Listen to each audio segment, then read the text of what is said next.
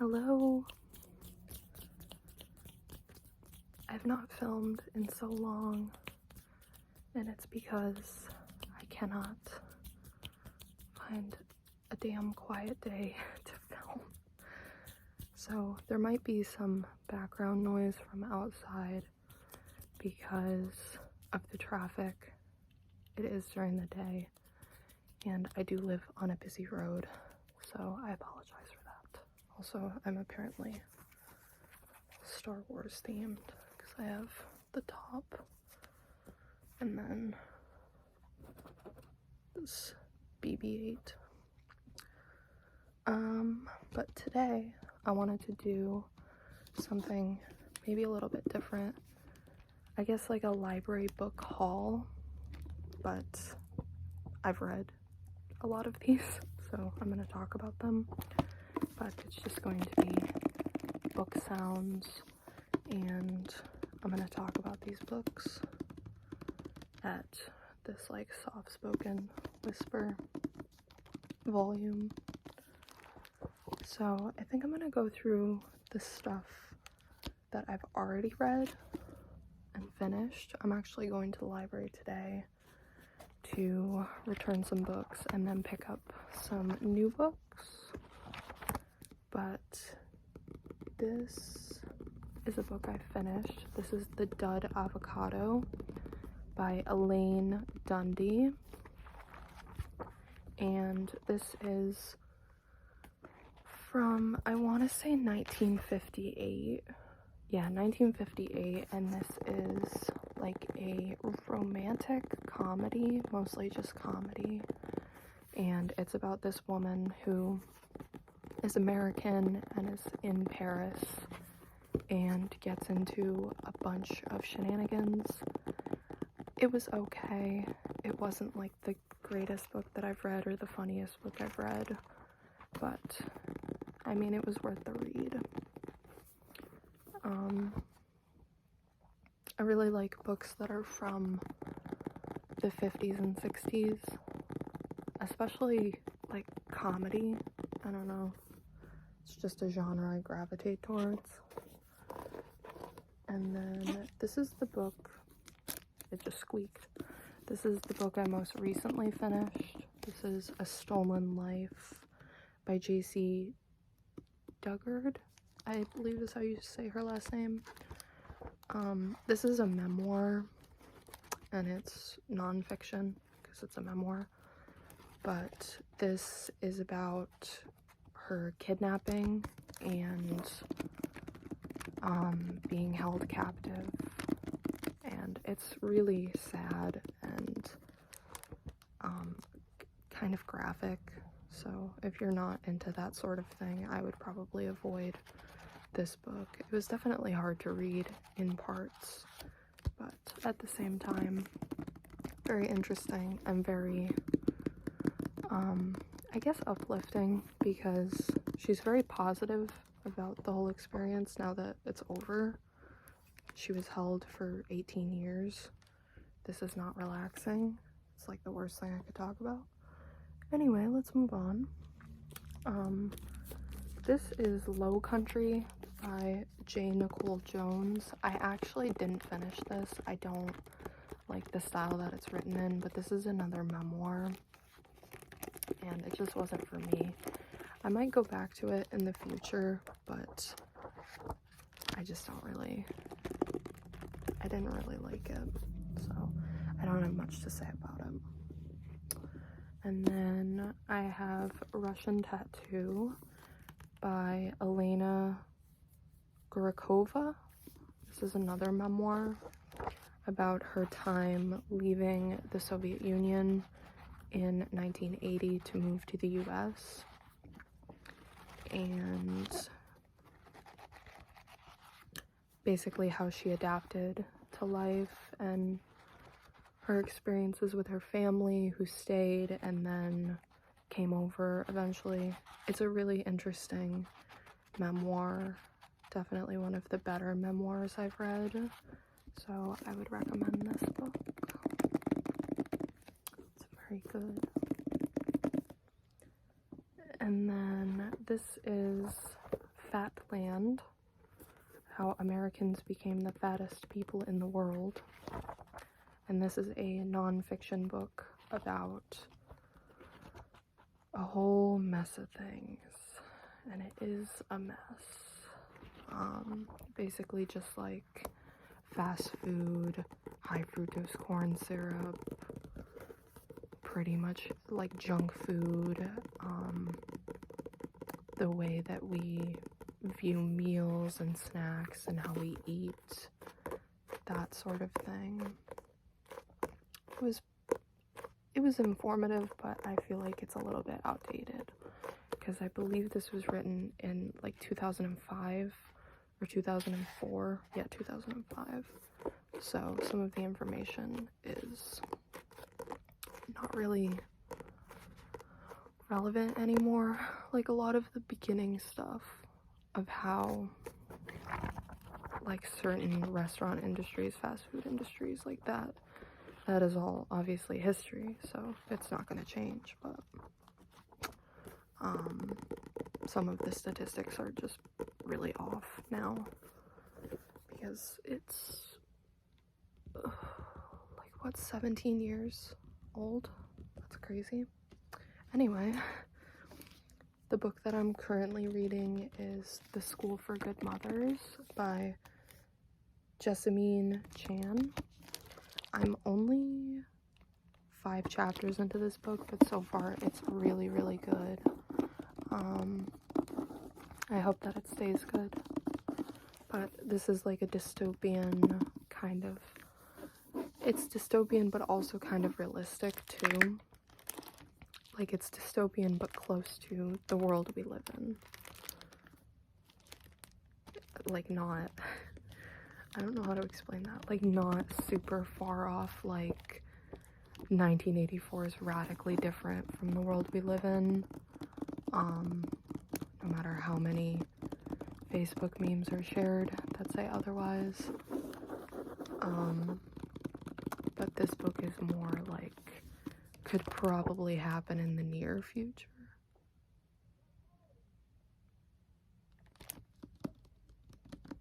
What the hell is going on outside? I told you, all hours of the day, people are out there yelling, being in their cars, making noises, ruining my life. But I think that this book is probably going to be pretty good. I've seen some really good reviews about it. And it's like brand new. I think it came out like last month or the month before. And then now we're gonna get into the books that I have not read yet, have not started yet. This is The Topeka School by Ben Lerner. Let's see if I can trace. And now we have a plane. Amazing. I'm doing this backwards. Okay. And then my stomach is making noise. This book is, I don't know what this book is about, honestly. I have had this book on my TBR for a long time. And I think I originally put this on my TBR because I thought it was about tornadoes, and I love books about natural disasters. But it seems like it's more just about other stuff. I don't know. I guess I'll find out when I read it. And then the next book is by Gretchen Berg, and this is The Operator. This is a book about a switchboard operator who hears some hot gossip about herself on the switchboard. Yeah. And it has these like textured pages. They're like fuzzy textured pages. But I saw this at Barnes & Noble, and I had never heard of it, but I heard of it. I've never heard of it, but I've heard of it. No, I had never heard of it, and I read like the... Okay, so something happened with the video. It like cut me off, and then I don't know, I filmed the second part of it, and it just like didn't save. I don't know what the issue is. I hope that this is okay. So let's get into the second half of the video, I guess. Sorry, I don't know what happened. Anyway, on to the next book. I also think that I might have been talking a little loud, so I'm gonna quiet down. I just get so excited about books, you know? But the next book, The Operator, I think I was telling you that I saw this book at Barnes & Noble, but I had never heard of it. And then I decided to get it out from the library because books are expensive. That was the gist of the rest of that. So, The Operator. I have no idea what's going on. But then the next book is A Walk in the Woods, Rediscovering America on the Appalachian Trail by Bill Bryson. This is a non-fiction, I want to say like memoir type book, in which he recounts his like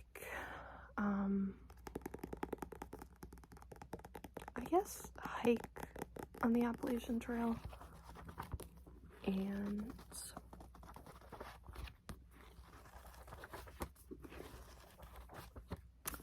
that is the book. I don't know. Sorry, I'm a little bit off now because it's like, is this gonna film? Anyway, the next book is The Piano Teacher by Elfriede Jelinek. I don't know how to pronounce her name. I believe she is a Austrian or German author, and this book was originally published in German, I think. I'm not 100% sure, but I saw the film quite a few years ago, and I figured I would check out the book. I don't really remember a ton from the film. From what I understand, this is probably going to be a very explicit book. I went to read the back when I filmed this originally, and even the back cover is a little bit explicit. So yes, I was just interested in this book because I've heard that it's like kind of disturbing and out there, and I wanted to check it out since I've seen the movie. But yes, it's about a piano teacher who becomes involved with one of her students, and I guess we'll find out when we read it. You have to read it now too.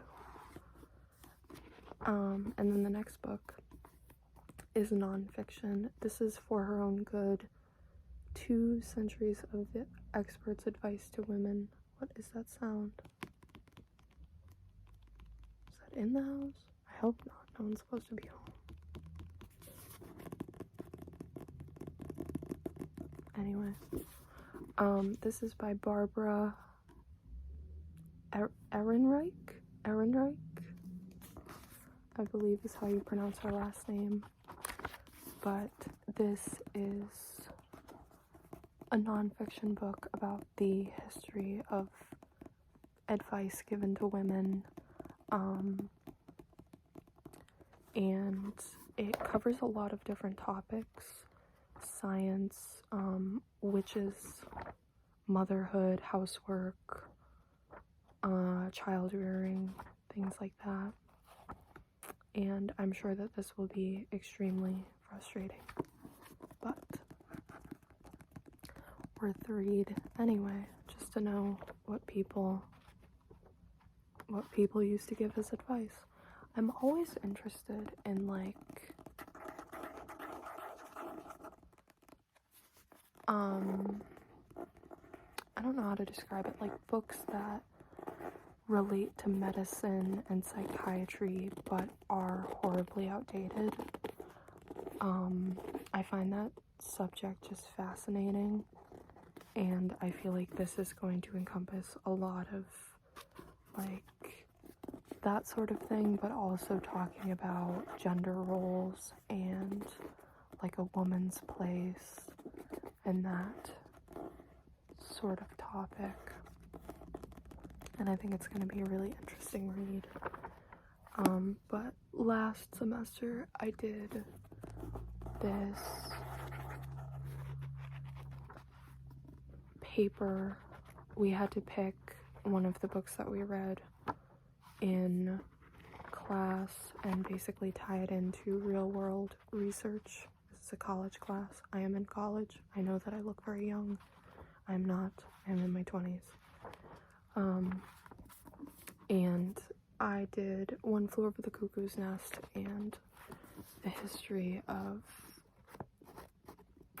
like, mental health care, especially in the 60s, 50s, 60s, basically like when the book takes place. And there's definitely some horrible information out there on what used to happen, but it was a very interesting topic, and I think this will be an interesting book. And then that's not the last book. Okay, and then I have this book, which is Shadows of Pecan Hollow by Carolyn Frost. Pecan Hollow. Pecan. This is a fiction book, and this is set in the 1970s through 1990s, it seems. And this is a book set in the South and involves crime. It seems, honestly, based on the description, to be kind of like a Bonnie and Clyde type situation, but with a much older male in the couple. I actually don't know if Bonnie and Clyde were around the same age. The extent of the information I know about them is the film that came out in 1967 with, I can't think of the actors' names. I can picture them in my head, but I can't. I don't remember.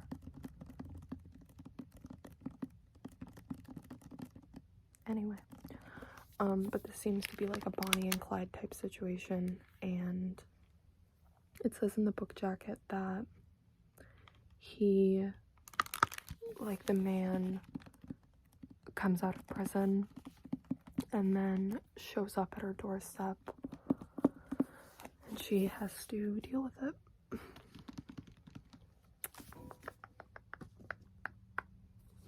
I don't know why I do tongue clicking. I can't stand tongue clicking in videos. And then the last book, I think, yeah, this is the last book. This is Lakota Woman by Mary Crow Dog, and this is a memoir about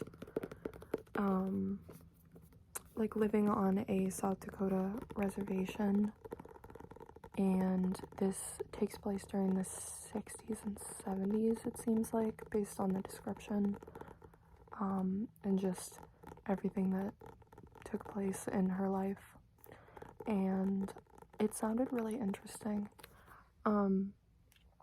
I really love memoirs and nonfiction books.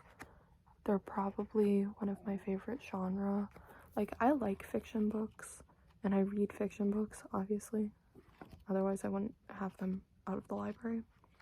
But I just kind of prefer memoirs and nonfiction because it happened. Like, it actually happened. And I think memoirs are a really great way to understand different time periods, different cultures, because you're not reading like a regular nonfiction history book. You're reading someone's personal account. So you kind of get a better sense of the time period and of the experiences that people went through in that situation or in similar situations. I don't know why I'm explaining what a memoir is. It's because I'm confused about my filming thing. My camera. You know, my filming device, my camera. But I don't want to make this too long because I don't want it to corrupt or whatever happened last time. So I'm going to end the video here. If you like this style of video in which I go through books, make like tapping sounds, page flipping, like crinkly book jacket, let me know, because I would like to do more videos like this if people like them. If they don't like them, then why would I make them? But I like talking about books. I like showing the books that I got from the library, and I go to the library pretty regularly. I think I said already that I am going later today to pick up more books.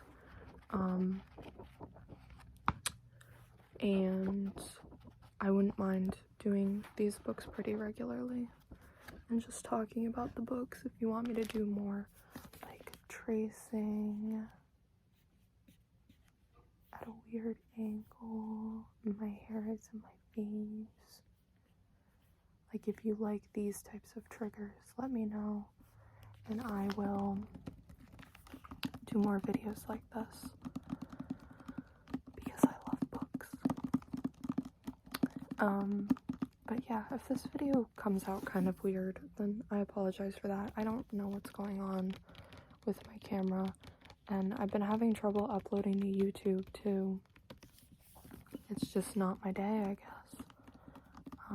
But I have another video I'm trying to upload, and for some reason my phone is freaking out about like the permissions that I allow YouTube. Like, it's saying I'm not allowed to access my photos, or YouTube's not allowed to access my photos, and therefore my videos.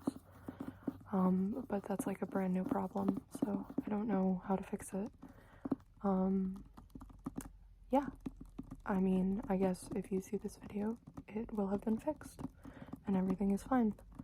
And if you don't see this video, you are not hearing this, because you are not seeing it.